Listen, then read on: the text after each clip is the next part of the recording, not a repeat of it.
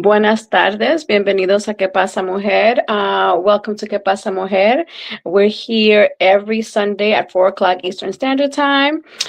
Estamos aquí todos los domingos a las 4 de la tarde, hora de Nueva York. ¿Qué pasa, Mujer? Es una plataforma donde podemos hablar del cualquier tema que nosotras queramos hablar. Tenemos invitados femeninos y masculinos, no discriminamos ningún género. Estamos muy contentas de estar aquí hoy porque vamos a tener un tema significante a la mujer. Muchas veces hablamos de diferentes temas, pero hoy sí vamos a hablar de la mujer en general. Ya no estamos celebrando el mes de la mujer porque ya no estamos en marzo. We're no longer celebrating Women's Month because we're not in March anymore. However, today we are going to have a heavy women's topic today as well. So one of the things that as you guys know, I am a female, I'm an entrepreneur, I'm a mother, I'm a basketball mom, I'm a mother, I'm a granddaughter. I have a lot of hats that I wear. I do a lot of things in the community, and sometimes is a struggle to juggle all the different things, the expectations that we have of ourselves and the expectations that other people have of us. For example, today I have been out of the house since 6:30 in the morning because my son plays basketball. So we had to, it's a game that starts at 9 o'clock, but the coach wants the team to be there an hour and a half earlier, and then driving time. So again, it's today's a Sunday, so working the whole week and having to get up early during the week. And again, a Sunday that should be a day of rest is a day of driving and basketball. So luckily we won all of our teams and we won the tournament. So we got recognized and we got the trophy, and my son performed well and nobody got hurt, but it's still a very long day. So I am on the East Coast, so it's like 4 o'clock in the afternoon, and I have been up since about 5:30. But it's just one of those challenges. It's one of those decisions that we make in life because this is the life that I chose to have, and so I am grateful that I'm able to do all the things that I do. And then tonight, I will spend some time taking care of my week and what my week looks like. I try to implement certain things so that my life is not super chaotic. Even though I do plan for no chaos does happen at times. I am involved in the community a lot, so things sometimes just pop up that were not part of the schedule. But it's just life, right? So Maddie's going to join us in a few minutes, but one of the things that we're going to talk about is that the true juggle of taking care of ourselves, taking care of our family, taking care of our work, any other additional business that we might be involved in, taking care of the community, family in our household, and family outside of the household. So all of these things happen at one time, majority of the time. So prioritizing and not getting to a point where we're juggling so much that we kind of get lost. I know for me, I have experienced getting sick, catching a cold, just because of the fatigue. So I think it's important to listen to our bodies and to kind of like settle down a little bit. So like I said, I had a long day today, but prior to this show, I did take a little cat nap for about 25 minutes. So it's important to do all of those things to make sure that we stay mentally healthy for other people so we can be functional for them. And I think one of the things as well that I have noticed this particular week is the influence that social media may have on us in different ways. Either because we spend a lot of time on social media versus getting some rest. Sometimes we spend some time on social media, and that's where we see a lot of unrealistic expectations, and then we put those expectations on us or our family or our business. Extra stress sometimes that we don't really need to be a part of. I know I recently had a conversation and we were talking about all the things that are on my plate, and I do understand that I have to remind myself at times that I have the ability to schedule a meeting or not schedule the meeting.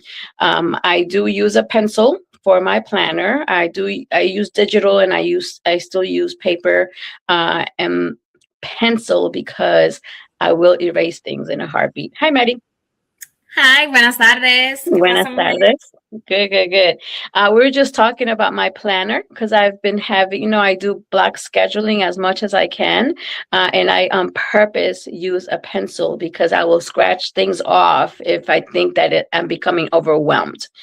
So, for example, last week, Maddie had an event, and I did it. I still used the pencil, but I didn't scratch it off because I went to see her perform. So it was like a must event for me for that particular week. So a lot of the times it just depends how I'm feeling and what I'm in the mood for, to be honest with you. I know, like, for example, this coming up weekend, I'm going to be heavy busy on events, so I probably won't be going to my son's basketball game, but I went this weekend and I went last weekend.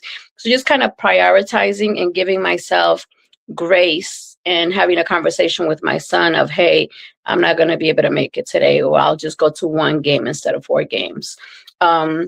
So we just kind of wanted to hear from you, Maddie. Like, how do you juggle all those things that pull on you? Work, family, business, community, family in your household, family outside of your household. And I know we've had this topic before, but I think, as I was mentioning earlier, the in addition to all of those things, like how social media impacts those decisions that we make, because we do tend to put a little bit extra stress on us, either because we're spending time on social media versus doing some of the other duties that we should be doing, or allowing social media to take a part of my decision making or how I feel about my performance in any of those areas. So how do you do it? Um, I think we've said this before. Somebody told me that you can have it all, but just not all at the same time.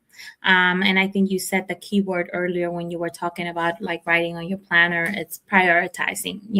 So sometimes it's a give and take that you have to kind of play, and it's like what is important, what is the most important at this moment. I think that's kind of important to know. You were talking about your planner at work. I have a planner that I write by hand, so I do have my calendar and my computer, but I also do have a planner that I write on, and then that way I have like my regular activities that I'm supposed to do every day. And then if I do anything else, anything extra, I will write it on there and just, scratch it off. That just kind of helps me if I forget to do something, or if I have to follow up on something, I will always look at the day before and kind of, or write it if I have to follow up in a couple of days. So I still like to do that by hand. I joke on that all the time. I am a paper girl. But oddly enough, when I'm writing my poetry, I cannot write it in pen or on paper, because again, I tend to scratch and go back and change a word here and there, and I hate to look at the paper and see it all messed up, because then I can't read it. So, so it's kind of funny. So I would say, it's just kind of important for you to kind of figure out what's important to you at the moment. And like you said, having conversations with the people around you, again, with kids, it's important because kids can be very sensitive sometimes, and or not understand, okay, why is mommy doing this, or versus doing that with me. I remember the first time I went to poetry competition usually every year falls in the week of my boy's birthday, every year. So I've been attending since 2017. So since 2017, it's been, kind of juggling with like that guilt. I'm going to miss their birthday or whatever, So, lately we've been able to kind of make it happen because he goes like the day after or something like that. So I get to spend the day of their birthday with them. But again, having that conversation and be like, I hope, you understand how important this is for me, and this is what I'm doing and whatever, or getting them involved so that they see me do what I like to do, and they understand, how important it is to me, and that they are equally as important to me as well, or more, you know? So, but it's again, just having those conversations and then, prioritize. Hmm. Yeah, I totally agree with that. Yesterday I heard my mom for the first time. I forgot what we were talking about, but she said, "I come first," and I was like, "Really?" It's like se está revelando, lately, because I had never heard her say that before. But I think it's true. I think we do so much for other people that we neglect ourselves, and that's when disease comes on board, or lack of satisfaction of life, or whatever those things may be. I know for me, like currently, I have something going on in all of those areas. So like with work, I'm getting kind of ready, getting prepared for my summer program, and I need to move into a new location. I need something a little bit bigger. So I have to sit down at moments in pure silence at my office. For some reason, I can't do it at home. But I have to do it at the office when the lamp is on and nobody's there. And, I'm playing a little bit of music, or sometimes I go completely silent. And that's when I get kind of like my best moments. Also, I get my best moments, like ideas, like 4 o'clock in the morning. So I just kind of like think, I'm like, oh my God, I should do that. And it's usually they're really great ideas. So even with finding a new place for my business, I've made like 5 phone calls to like key people that are well known in the city with that can potentially help me find a spot. So just kind of like a bug in their ear to say, hey, just in case you see something, so that I don't feel completely rushed into making that move. And then that's one thing that I've done to alleviate the move, because I know it's going to be crazy anyway. And then the other thing that I've done is just little by little organizing certain sections of the office and kind of getting rid of stuff, or helping the kids organize. So like, what are we using? What are we not using? So those are two like specific things that I have done to alleviate my work issue. So I wanted you to share what are some things that you perhaps, because I know that I'm a control freak, but I think you're a little bit more than I am. And I think it was really exposed a few minutes ago when you were talking about making sure the paper wasn't too scratched, and that's why you type it instead of write it. So tell me a little bit about how you maybe delegate things, or, finagle it so it's not so overwhelming at work. Um, I wouldn't say that I am organized, because I am always overwhelmed. I do have a hard time delegating stuff. I used to kind of make fun of my mom for this, and I am exactly the same way. Sometimes you feel like things are not done correctly unless you do them yourself, or like nobody's going to do them the way that you do them. So I struggle with that. I struggle with having the kids clean and then me cleaning after them because they didn't clean well enough, or the way that I would have cleaned it, so I struggle with that a lot, because I try not to do it. I try not to be too obvious in front of them, because I don't want them up, whatever, she's going to do it anyway, or whatever. I don't want them thinking that way, but I do struggle with that. So cleaning the kitchen, letting somebody else clean the kitchen, they'll clean, but I'm going to go in there and clean it anyway afterwards, so because I like it to look a certain way. So I think that's the thing, like writing wise, it's like I start writing on paper, and if you start scratching, it just looks too messy and you can't read, and when I'm writing, I write a paragraph or two, and then I like to read it out loud. And then I'll add another paragraph, and I like to read it out loud. And if it's messy, it's like I can't follow. So that's the only thing. I think it's important to plan. I am a planner. I like to plan. I do get overwhelmed when things don't go exactly how I plan them. But I like to plan. So I like to know what I'm going to do tomorrow. This is how it's going to go. This is what I'm going to do. At least to have an idea if I'm running late or behind or whatever, or things don't get done exactly. But at least I know this is what else I have to do for today, So I am a planner. Maybe not a control freak, but I like to know at least what's going to happen for the most part. I know things that are not planned are always gonna happen. I know that, but at least for the most part, I like to have an idea of what's gonna happen. So that's why I like to plan stuff. So planning is how you alleviate things Yes, I in guess your so. mind.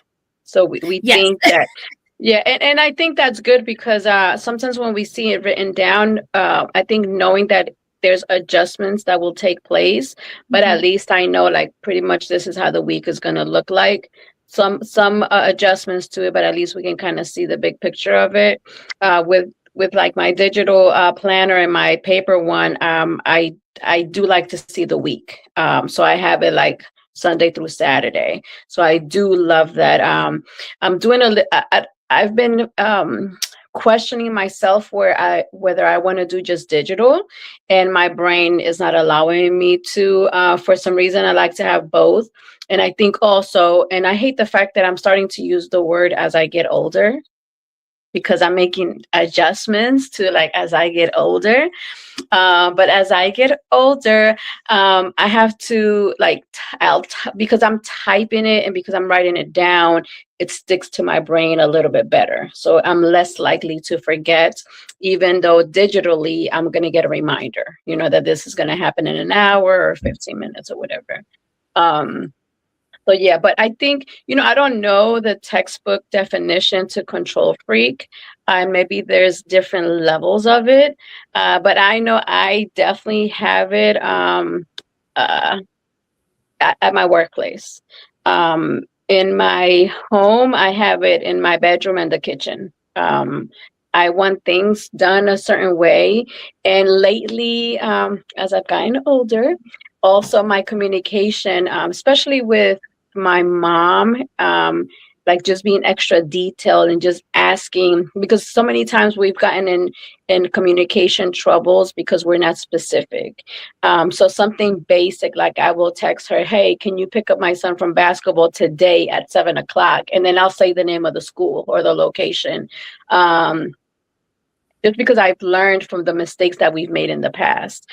So she's another method that I use to alleviate things that I have to do. So I think using, I hate the word using, but utilizing people that are in our circle that we trust, that we can delegate things to. And again, it could be a simple conversation or a phone call to say, hey, I'm looking for a venue to do such and such, just in case you hear something. I think that's a good way. I know for me, for family, definitely my mom alleviates a lot of the things. And for my business, my personal assistant will help me a lot. And one of the things that the other day, probably like 2 weeks ago, I went to a conference and they were talking about how the different generations communicate and how they work and how they respond in the workplace. And I think one of the things that I think that I do very well, the people that work with me, I will ask them what their gifts and talents are so I can kind of work around that versus me having somebody do an Excel spreadsheet, but I know that is a struggle for them or they don't enjoy doing it. So I think that also is helpful. It creates a more welcoming and enjoyable working environment. And so we're less at stress at work. So I think that's great as well. Um, One of the things that I sometimes struggle with, Maddie, is probably the community aspect of things, because it's really a small group of us that are doing the work of doing stuff for the community. Um, and that's the place that I want to do more, but my arms don't stretch long enough to be able to do it.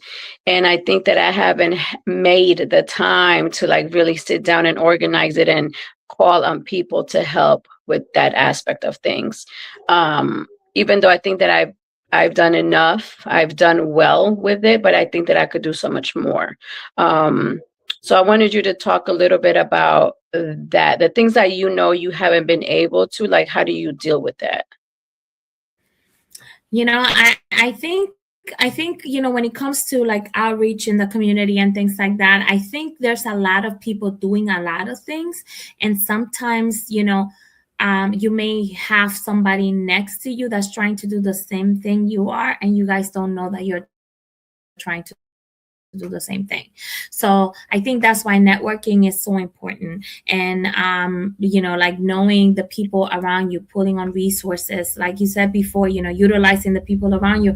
Well, yeah, those are resources as well. So but I think it's important, to kind of not keep it quiet. Sometimes, we think, this is what I'm planning to do. I'm not going to tell anybody because, I don't want people to mess it up or whatever, and we have the completely opposite effect, So instead of, talking about it, you don't know if you might bump into somebody else that's trying to do the same thing. And when it comes to the community, as we know,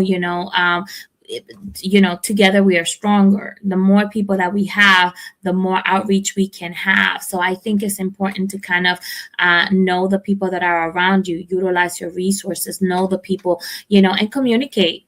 It's about communication and kind of putting it out there, because I see it a lot. I see, sometimes you go into places and you're like, oh, they've been doing this out here, this is what I've been trying to do, and I didn't know that this existed. And I've had a lot of those moments, like the more you kind of get out there. So I think, communicating, and talking about, your plans, or like you said earlier too, that key people that can maybe help you, so that's important. Like we keep saying, utilize the resources around you, whether those are people or things or places or whatever it may be. Yeah, I think that's important. I think sometimes, and it was something that I had to grow into, to make that phone call to get somebody's help, with something, because that was also challenging. Me daba pena, to call. And I saw it as a bother that I would kind of inconvenience the person, but I learned that that's what community is. That community is me reaching out to you because I am in need, and then also it opens up the door where you feel comfortable reaching out to me, because we can talk to each other. We can find each other's, possibly even just brainstorming. Like I said, a lot of the times it's just a conversation. To give someone an idea, to brainstorm a situation. So I think that's important as well. And I think that works for personal and professional. There's people that I have met professionally that today I can kind of reach out on a personal level as well. So I think having those relationships is crucial. Even, even with this show, Que Pasa Mujer, we have met some people that we've had on as guests. And also Mark, our producer, if I have a question and I'm like, hey, Mark, do you know somebody that does this? Or, even your connection with Mark and poetry and, the stuff that he's involved in. So I think even in those places, like a Super Bowl, like Mark and I talked about the halftime show, so I just think it's awesome to build those relationships, that it's not always work, that we can kind of talk about other things. And it's hard to say that I embrace the challenges of life, because if it was up to me in my little one child bubble, I would say I don't want any challenges. I want things to just kind of go my way, and that's it. But it would be so boring. I think that challenges allows us to meet new people and exchange information and exchange experiences. So I think that's awesome. I try my best when there are challenges. I try my best not to stay in that moment too long. And then I try to focus on the solution, or how can I get out of this situation? Because I hate the negative emotions that sometimes are attached to situations. So just kind of using my voice more in a positive way.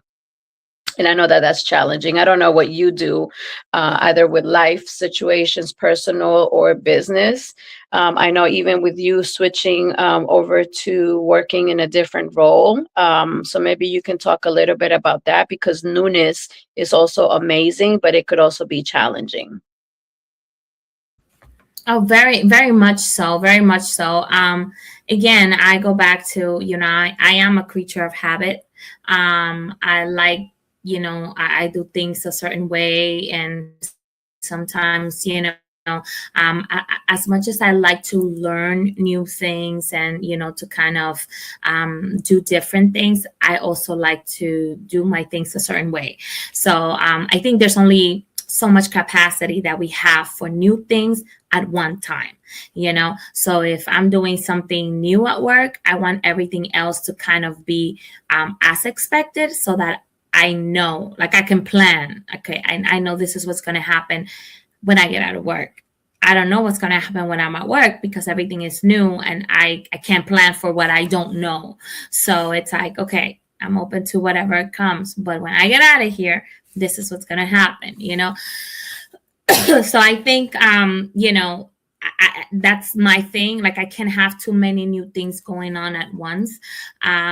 I am a crybaby. I think I've said this here many, many times. So anytime I'm frustrated, every time any emotion, even happiness, any emotion that comes in my life comes with tears. Any emotion. So if I am overwhelmed, I am going to cry for 2 minutes, and then I'm gonna keep going.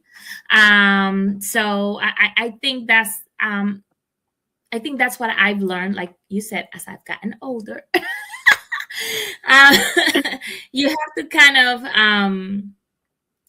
like let it out, because I think sometimes we try to hold it in, just to prove that we are strong, and I got this. It doesn't matter what happens. And no, I will cry and kick and scream for 2 minutes, and then I'll get up and do it again. Like as a matter of fact, when was it? Yesterday.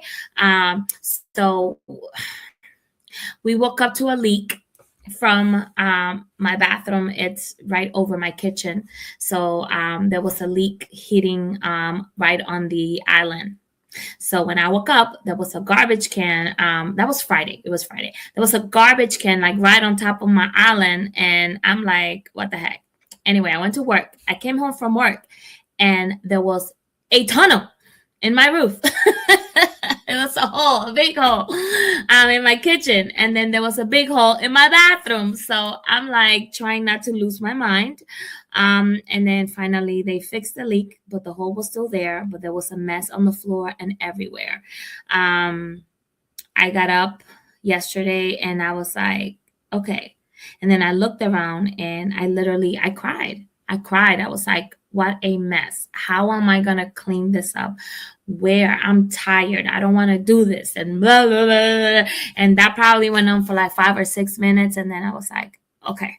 I started washing dishes and, clean the stove and this and that. And next thing you know, the kitchen was clean. I made breakfast. I fed the baby.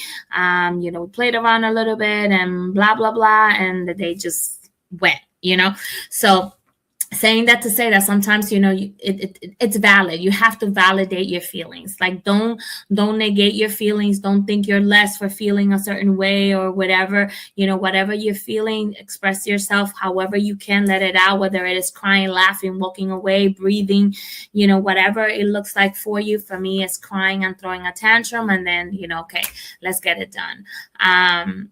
But it's valid and it's okay to feel them. So Yeah, I would say I always struggle with that. And there was a point in my life that I didn't know that I was struggling with that.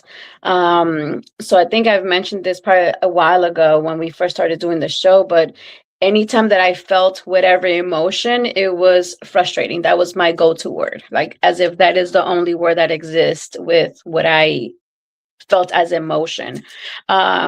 So through talking to people, through therapy, I found out what you just said, that it's okay to acknowledge that I feel this way. And I think I've shared here on the show that I will utilize the emotional wheel, and that the first time that I saw the emotional wheel, I didn't know that all of these emotions and feelings existed. So there are times that I want to gravitate to the word frustrated, but I will look at the emotional wheel and pick a different word, because I'm really trying to explore what I'm really feeling, right? And then with the emotional wheel, like the total opposite word it's kind of like aligned with it. So like if you're feeling depressed, then the other word might be optimistic. The opposite word might be optimistic.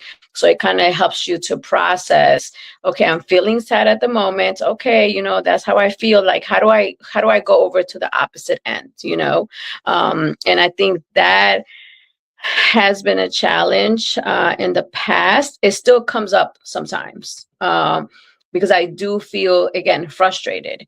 And so just recently I was in a situation and I was like shocked that this person did this, right? And I was upset. Like I literally felt my body, like the blood pressure go up. Like I felt heated, right?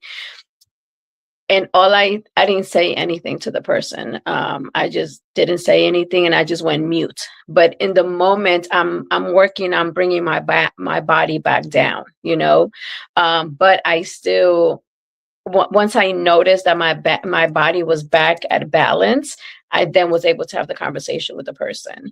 I would not have been able to do that before. So I think it's the growth. You said the key word, you acknowledge, because I think that's what happens a lot of the times. We feel things and we don't validate what we're feeling at the moment, or we don't recognize. But when you learn to recognize how you react to certain situations, how your body reacts, because sometimes things will happen to us, and again, back in my days, I will go from 0 to 1,000 in a second, and it's like, okay, I'm losing it, and I will react a certain way. And then now sometimes I find myself in the same situation, and it's like, wow, I am an adult, so like I surprised myself, because old me would have been totally different. So I think being aware, is very important. And like you said, I think those are things that we learn, again, as we mature, as we go through life, and as we go through certain situations in life. Sometimes, I'm not going to say as we get necessarily older, because there's people that have to go through things and they end up going through things at an earlier age than maybe perhaps you and I did. So therefore they will mature a little bit faster, sooner than us. But I think being aware is the key, the key part, because that way, again, you know what to expect. You know exactly what's going to happen. Like, I can't talk to you right now. I have to walk away because it could be very ugly. But I do want to address it, just not now. Yeah, I think that's important. And I think also for us that are parents to be able to teach that to our children. I know last couple of weeks I had a conversation with my youngest son, and I was like, hey, do you think that I nag, right? Like cantaleta, we say in Colombia, when you nag at your kids. And I don't think that I'm a nagger, right? But I was like, I was just wondering how he sees it. And he said yes. Like he was yes, right? Like it didn't take him. He didn't have to think about it. He just said yes. And I was like, well, I had to like take a deep breath, because I'm doing like self-awareness, right, at this point. Because I have to be, if I'm asking the question, I have to be prepared for the answer. So I had it, again, it was dialogue to tell him, if I tell you, clean your room, and then I come back 10 minutes later and it's not clean. And then I give you 10 more minutes and 10 more minutes. So like I didn't come nagging at first, but it escalated to nagging, because now I'm having to tell you multiple times for the day, or the day, the next day. So it turns into that. So I think even having that type of dialogue, teaches them to have a little bit of empathy. So I think for him to, instead of just receiving it as nagging, now he understands, oh, she's nagging because I didn't do it the first time, right? And we had that conversation this morning, like, and again, it's the same thing. Like, why do I have to tell you 3 times to do something? Like you're choosing to do it at your time, or the way that you want to do it. So you have to be able to see that could be seen as being defiant and disrespectful, right? And because teenagers, the answer is I don't know, or I forgot. Those are the answers to everything. So it is frustrating at times to deal with other people, because we, I think unconsciously, we want them to respond a certain way. And when they don't, That's where we kind of see conflict. Also with romantic relationships or friendships, we have this expectation. But I think what works the most is when you have respect for one another. Even with our children, it's that way as well. If you can feel that I respect you, then we can have better dialogue. So I don't know if you've noticed a difference, Maddie, with maybe the way that you communicate with your sons versus your daughter. Is it different when it comes to that type of stuff? Because I only have sons, so I don't know. Very much so. I think like when it comes to people in general, because even with my two sons, I might talk a little bit different to both of them because they're a little bit different. So I think the more time that you spend with people, you kind of learn how they work and how they process. I think I've talked about my son's personalities. They're identical twins, but they're very different people. I say, Esau, which is my oldest, or the one that was born first, he's more like his dad in the sense that he likes to be on time. He's always early and, like he's very much so. The other one, it's like he plays with fire. He's like me. That's me. It's like, do you want to wake up early and eat, or do you rather get 5 more minutes of sleep? 5 more minutes of sleep. So he's, that's me. That's like, I can't even be mad at him. That is me. So he's my one that's always like late, because you're on time, you're late, so he's the one that's always late. So I'm like that. But my other one is Esau is more like detail. Like you have to tell him exactly what to do. If you tell him, I need you to do this, he won't even know how to get started. And he'll be a mess. But if you tell him, at 1, I need you to do this. At 2, you should be doing this. And at 3, you should be doing that. Like he'll follow it to the T and he'll get it done. So if you tell him exactly what to do, he'll get it done in a timely manner. He'll do exactly what you told him to do. My other one is like, okay, when is the deadline? 3 o'clock. He'll start at 2:50, but he'll get it done by 3 o'clock. So that's kind of how that's how he works. It's like, okay, like, and even when they were babies, like I remember when we used to sit down and eat, it's like, okay, if you eat your food, you can go play. Okay, so if I finish everything that's here, I can go play and you're not going to bother me anymore. I promise you, I will leave you alone. And he will eat it and you will see his face. Oh my God, like he will be struggling. And then he's like, done. And then he will leave and he will be good. Esau, my oldest, he would sit there and he would play with his thumbs and fingers and do whatever, count sheep, and it would be 3 hours and he would not touch the food because he said he's not eating. So, Wow. They're completely different. So my approach to communicating with both of them is different. And again, with my daughter as well. I don't know, like with my daughter, again, because we're females, it's like sometimes the conversation is like more understood, with the boys, it's like, I don't know. And then also, I know that with my daughter growing up, I used to have full conversations and full explanations of everything with her. With the boys, the doctor told me like very early on that they're boys, and boys, you have to make it simple for them. Like if you talk too much and you try to explain too much, you will confuse them and you will lose them, because with my daughter was like, no, you can't do that because you're going to fall and then you're going to get a boo-boo and you're going to bleed and it's going to hurt and you don't want it to hurt and blah, blah, blah. With the boys, it's like, don't do that because you're going to hurt yourself. Period. Don't say nothing else, Right. And I, it depends on the person. And I think, you get to know that person, the more you interact with them. So. Yeah, that's true. A couple of days I saw a video, and I'll share it with you after the show.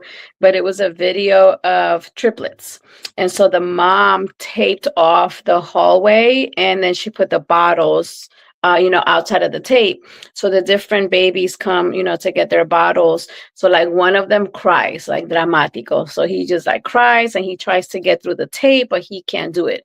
The other one constantly tries to like find a way of like, how do I get through the tape, right? And then the other one, he tries a little bit, but he couldn't do it. But the one kid was able to like reach and get the bottle, and he gave it to his brother. So he grabbed the bottle and he just went back to his room. The other one's still crying, even though his brother gave him the bottle too, but he's still crying and he's still trying to come through the tape, even though he has the bottle in his hands. So I was like reading the comments, and they were just kind of talking about how like this is the beginning of who they are as adults, you know. So like I was like, oh my god, I wonder what type of baby I was. And then I was thinking about my own children, how maybe they did certain things when they were younger, and how it fits their personality today. Did you also see it when like they were little as well? Like does it has stuck with them? Of course. Like when they were babies, like just, you know, like when I brought them home. Esau, he was born first, and he was my independent child. I could not, you know how they tell you, you got to swaddle the baby so they could feel safe and, you know, kind of squeeze them away. He hated all of that. He's like, let me be, you know. But my other one, I could swaddle him. He would sleep in my armpit. And I'm like, are you breathing? You know, like he loved like that, you know. But the other one, no. Esau he walked first. He did everything first because, you know, he was the adventurous one and like not scared, not afraid. And then my other one, he would observe first. And then he would, you know, Esau started walking, the other one walked the next day. Esau started crawling, the other one crawled the next day, you know. So it was like he would be right behind, you know, but he would observe first. When they were babies, because they were premature, they were doing physical therapy and cognitive therapy and all kinds of therapy. And one of the things that they would do is play with the little figurines, and you had to put the circle in the circle and the triangle in the triangle and things like that. And Esau will try to force it and push it, and, you know, like, and it's not gonna fit, you know. And then my other one, Mimi would sit there and just kind of like he would put it in the little hole and then turn it, you know, to see if it would fit. And if it didn't work, then he would go to the next one and turn it. And it would take him longer, and he was a little slower, but he will make things happen. Not my Esau, and that's how he is. He'll get frustrated, he'll get overwhelmed, he'll quit. But if you give him structure and tell him exactly what to do, he will get it done. So yeah, it's them. Right? I've always known it's them. That's who they are. Yeah, that's interesting. Before we keep talking, I just want to acknowledge the people that have either made comments on our show. Lily Matos and Tangi. Hello, ladies, and whoever else may be watching us. We only know you're watching us because you place a comment. If you're just viewing, we're not really sure if you're there or not. So you can say hello, you can type hello, you can type hola. Pueden escribir en español o en inglés, no importa si nos están viendo. La única manera que sabemos que están ahí es porque ponen un comentario. Si solamente están viendo, es un poquito más difícil saludarlos, o lo pueden escribir sus saludos en los comentarios. This is an off-topic question. When did you tell your kids like who was born first from the twins and why? They've always known. There's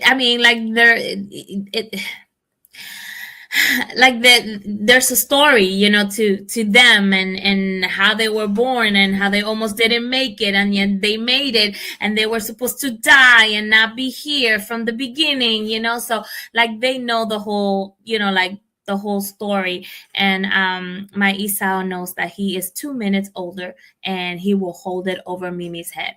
I came first. I'm 2 minutes older, you know. So they know they know. So I'm just wondering because I have clients and they're twins, and I think they're in 3rd grade, and mom still has not told them. There's 2 girls, and they're identical twins as well.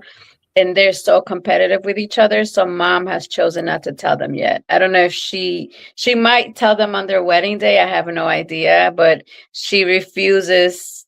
They don't know who was born first because they'll do what your son does. It's like constant competition with them. They do know, and then it's like everything because like so we picked names. Like I had two names. I had a boy and a girl name, when I got married. I'm like, okay, we have kids, these are our two names. We're gonna have a boy and a girl, and this is it. So we had our girl and we used the girl name, so we had one boy name.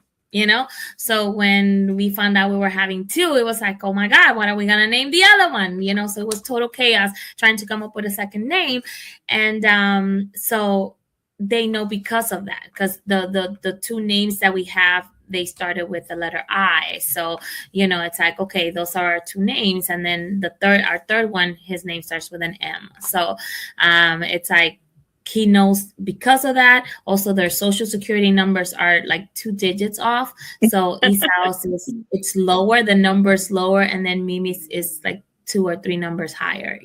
So it's like 86 and 92, like the last two numbers. So so they know also because of that. So I mean, like, there's like a lot of little things. Esau was heavier than Mimi was a little bit lighter, and so there's like a lot of little details that would kind of give it away.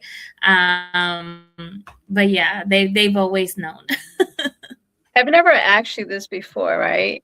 So I think your husband is very he has a unique sense of humor, but I think he's funny when I've interacted with him, right? But maybe a little sarcastic, but also like very serious. Like I'm still reading him.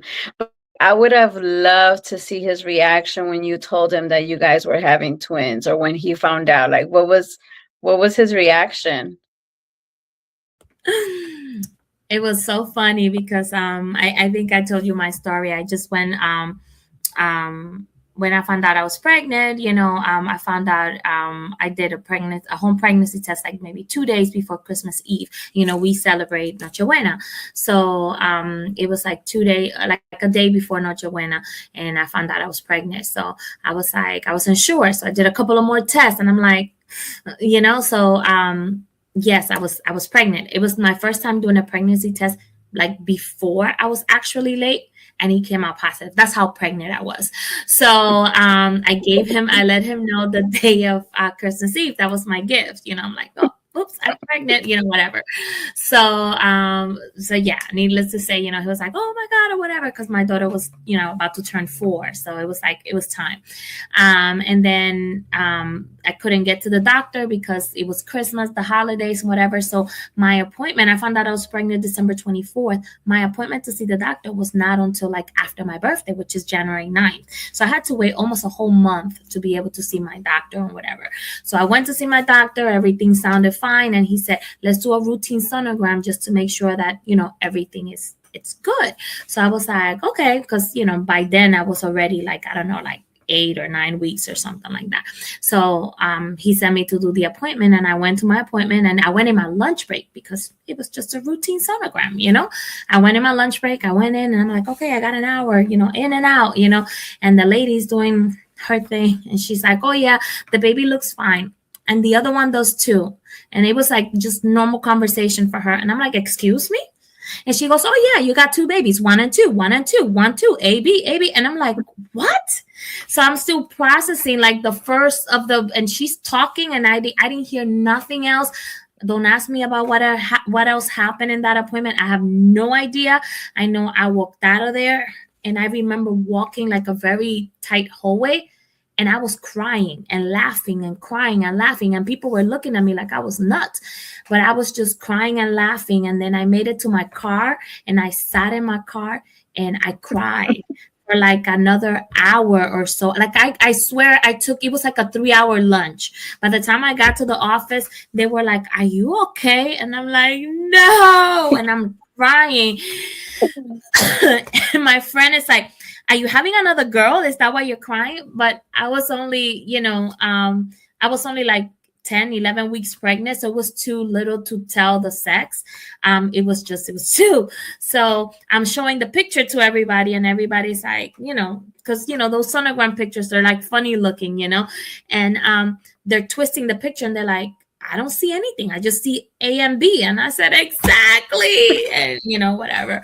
So everybody lost their mind in the office. And then my husband happened to work, like he was a distributor for Red Bull at that time. And the warehouse where he picked up was like probably like 5 or 7 minutes away from my job at that time. So I told him, at the end of the day, when you come, turn in your stuff, I need you to stop by my office.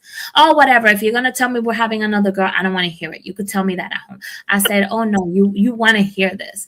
And yeah, so he came, and needless to say, he knew there was something going on, because my boss, the manager of my department, my friend, there was like 10 people in the office with me while I was going to tell him that we were having twins. And like literally, like when I said the word, like he drooled, he like stumbled, and he was like, what? And then worse, when we found out that there were boys, when we were having that sonogram, like he literally was like this next to the technician. He was like, tell me again. And she's like, oh yes, but you sure? Because I'm about to start making phone calls and I need to make. So yeah. Oh my God, that's funny. Oh my God. Yeah, I had never asked you that question. Tangi wants to know if the twins are close. Very much so. It's like they hate each other, but they love each other. It's like only I'm allowed to hate you, like that kind of love. My one boy right now is in school in Tennessee, and he's 8 hours away. And then one boy it's home. And it's like sometimes I don't hear from Mimi, he's in Tennessee. I don't hear from him for like 2 days. And I'm like, what is up? And I'm like, Isa, where is your brother? And he's like, oh, he's in class. Oh, he's playing. Oh, he's in Georgia today. Or he's eating right now. And like he knows his brother every move. He talks to him 20 times a day. And sometimes when he knows that I haven't spoken to him in a day or two, he'll bring me the phone and he's like, here. And he'll put it in my face and he's like, talk to your mother, talk to your mother. So, but they are very close. They're very, very aware of each other. They're, we found out that they are what it's called mirror image twins. When we found out that one was right-handed and the other one was left-handed. So, but we didn't know that until they were older, because I did notice that when they were learning, when they were going through their therapy and stuff, Esau would pick up a pen with his left hand, but then he would put it in his right hand because his brother wrote with his right hand. And then he saw all the other kids in the classroom to write with a right hand. So he would pick up stuff with the left because that was his instinct, but he will put it in his right. So he writes with his right hand. He will, do whatever he got to do with his right hand. But when it comes to like throwing a power punch, it's with his left. When it comes to batting, it's with his left. When it comes to throwing the ball hard, it's with his left. So when he needs to do something with power, it's left-handed. When he has to do something with coordination or motion, it's his right hand. And then my other one, of course, is right-handed. Oh, wow. That's interesting. That's a whole nother show. Yes. That's cool. All right, I like that. Well, thank you for sharing all of that, and I'm glad I asked you because I had no idea. But our time is almost up, so I hope that everyone learned something from our discussion from today. And as we always say, Liliana. So before you go, kind of go through those. I think I did, because it's mainly Lily and Tangi. Tangi also said, beautiful. Glad that your twins are close. What a blessing. Very interesting. Or unless I missed something, I don't know. Yeah, it's I think it's on our YouTube part. It says my nephews are Irish twins, born a year apart, but they're very close. Then Tangi said, beautiful. I'm that they're closed. This is Blue Radio 62. Don't know how the youngest will handle when Julius goes off to school this summer. Very interesting. Thank you for sharing. Have a great week on purpose. Of course, that's our friend Tangi. But thank you for watching Blue Radio 62. So yes, thank you so much. And also our economic financial contribution to the U.S. economy is 4.4, 4.3. But let's go with 3 just in case to play it safe. We'll go with 3. $4.3 trillion. That is how much the Latino community contributes to the USA economy. And especially with the gas prices being so high, we're paying even more. I used to fill up my car with 40 and now I'm in the 60s. So the economy is getting more of my Latin dollars, for sure. For sure. But thank you to everyone for watching us and sharing this with other people as well. And as you all know, we always finish our show with one of Maddie's extravagante poems. So we're ready. I don't know about extravagante, but this is a new poem. This is a new piece. I just wrote it. So as you guys know, I compete in a poetry team and we're getting ready for competition. So we've been doing a lot of writing. So this came out of that. We've been talking about growth and, how much we have changed and how we handle conflict. So I think this is an appropriate poem for today's topic. So it's called Today I Choose Joy. So today, I choose joy. I am up, and my inner child flips and hangs from the bed, teaching me the fastest way on how to turn a frown into a smile again. And I laugh, and for a second, the innocence in the laughter reminds me depression wasn't born here. Today, I choose to protect my borders. This heart is not a foreigner to the love, and just because all feels lost doesn't mean joy can be found in the little things, like the tingling of my taste buds at the thought of grape jelly and cheese. Don't judge. Caramel and chocolate, cake and ice cream, or my granddaughter's kiss. I stare at the glass of water in front of me, reducing myself to nothing because I fed my soul the belief that I am not and I will never be enough. So I am choosing to hold the cup with 2 hands and swallow the water instead. I refuse to let it drown me, not today. 2 feet on the ground, I am reminded that I can still stand, I still feel, I still dream, I'm still here, I get to live. Hi, my name is Maddie, and my life right now is one convoluted hot mess, but I am awake, and I said my prayers. I am grateful for another chance to do better today. I have learned that thinking about my yesterdays only make them an active part of my todays, filling up my tomorrows with regret. I hug my children and I realize that if today is the end, I know I went out trying my best. I'm telling you, when I saw you perform last week, like all of your poems were very, very like heartfelt, like emotional, like, oh my God, it's crazy. But thank you. I love it. Thank you. I love those. I hope you have an amazing week on purpose, as Tangi said. And we will see everyone next Sunday at 4:00 Eastern Standard Time. And thank you to Pot TV and to our wonderful producer, Mark. Gracias.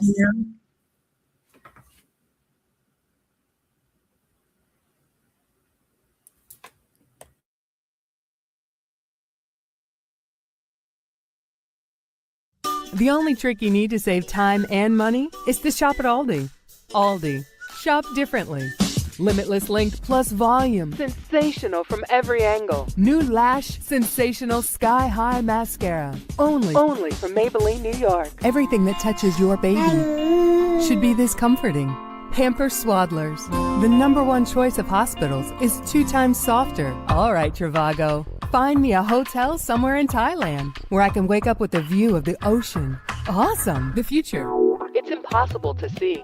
And when it's finally here, it might not be what you'd expect. It might just be better. Introducing Luxury Electric. Introducing Lucid Air. We're for those who love to discover, who don't need to travel to find something new, and who know when you spend less, you can discover even more at TJ Maxx and Marshalls. Smooth, velvety chocolate wrapped in precious gold. Ferrero Rocher. Whether you're a seasoned designer, dabbler, or just starting out, this course is for you.